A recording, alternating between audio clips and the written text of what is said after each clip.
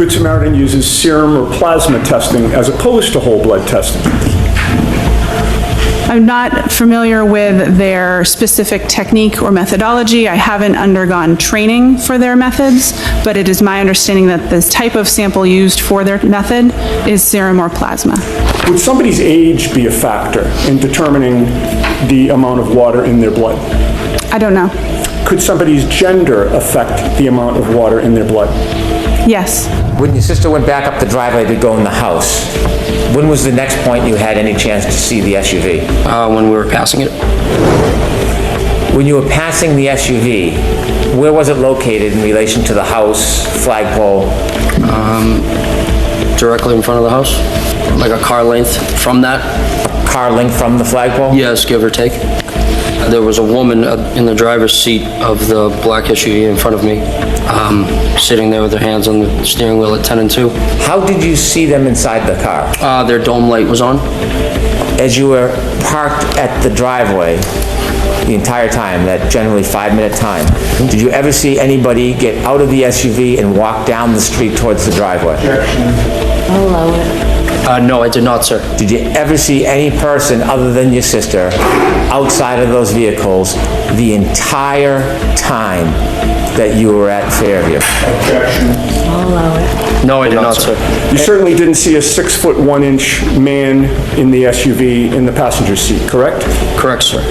In fact, you saw that the passenger seat was empty. Correct. At some point, did you see the patient? Yes, Was it a he or she? it was a man. He was lying supine on the side of the road. It was a woman who seemed to be really concerned and involved with the patient's status. And so I just kind of assumed that this would be the person that I could try to get more information from. I asked if there had been any significant trauma that happened that preceded this.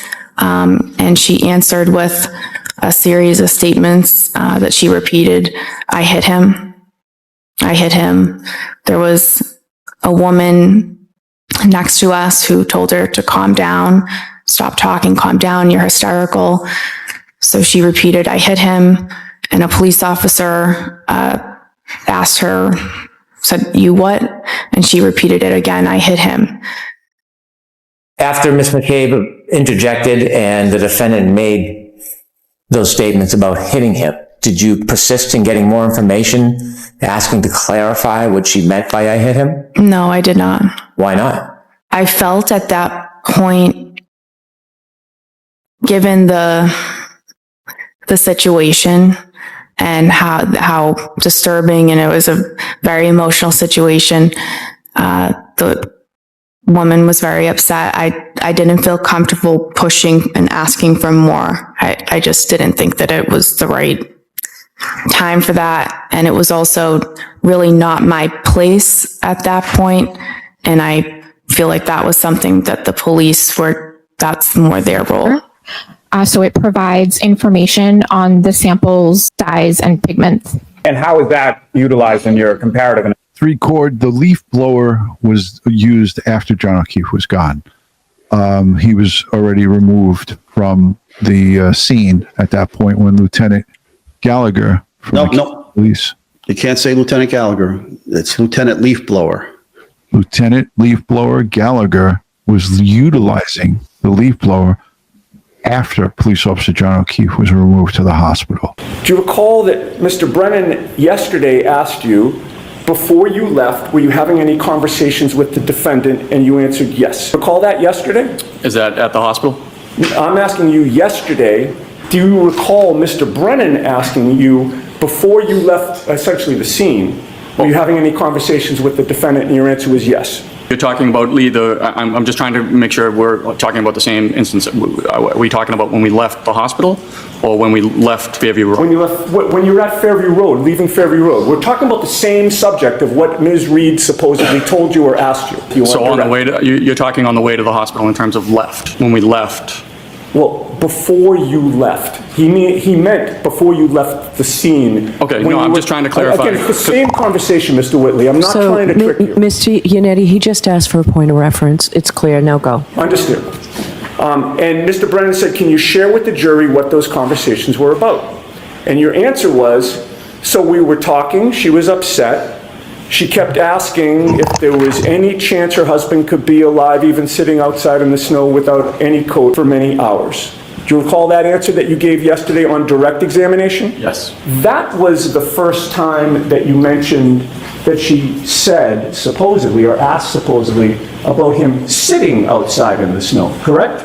I was just using phrases generally speaking. Not my question. I wasn't, at that point I was paraphrasing. I was not speaking verbatim to what she said. Let's try that again. That was the first time that you mentioned that she claimed or asked that he was sitting outside, correct? It could have been sitting, laying, being. Let's try it a third time. So Was that- just ask the question, not let's try it. Sure. When things are found and who found them and no crime scene, no photographs. No, it's just ridiculous. And then the manipulation of the Sally Port video. Nobody's held accountable for this.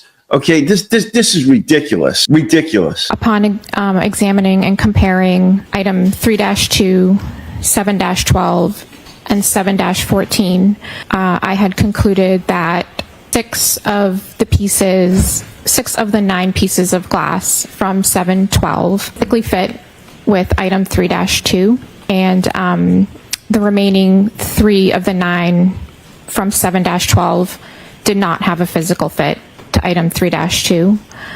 I also compared item 3-2 and 7-12 to 7-14, but there was no physical match to item 7-14. Now, in addition to that, did you also do a physical match analysis between item 3-2, the drinking glass, 7-12, pieces found from the roadway, and certain pieces from 3-3 from the bumper of the vehicle?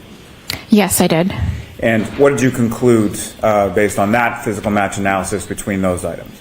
So upon examining and comparing those items, so there were 5 total pieces of glass from item 3-3.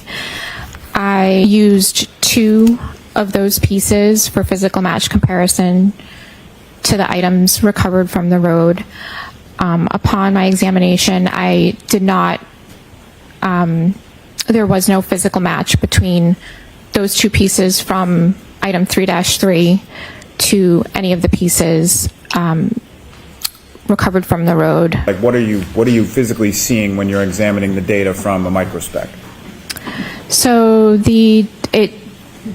what we refer to it as a spectrum or just a graph, and when we do the comparison, we can overlay those spectra or graph to determine if they are consistent or not consistent. Okay, 7-12 is 6 pieces. You should just say it's 6 pieces of glass. So I did not make any notation that I noted portions that were glass. And your point is really good. Continue with that. It confuses the jury when you start doing shit like that. Keep it. The premise you always need to do in courts is keep it simple, stupid. But you don't want to talk down to the jury. You want to educate the jury, but you don't want to insult them. The prosecutor is asking questions. Well, what the hell is 7? What is 3-2? What is 3-3? And where did it come from? They have no clue, right? They have no clue. But later on cross, you're going to see here, Mr. Jackson puts up this demonstrative display that just nails it. Right. Yeah, and that's coming quick. She knows what biological materials look like under the microscope. All right. She's got degrees in forensic science. She knows what this looks like. Right. It's a simple yes or no answer. There's no reason to get into all of this other stuff. Did you see it or didn't you see it? We didn't ask you if it was your area of expertise or whether you conducted the analysis on it. He just asked you, when you were examining these things, did you see it? Right. Yes or no? There's no reason for all the rest.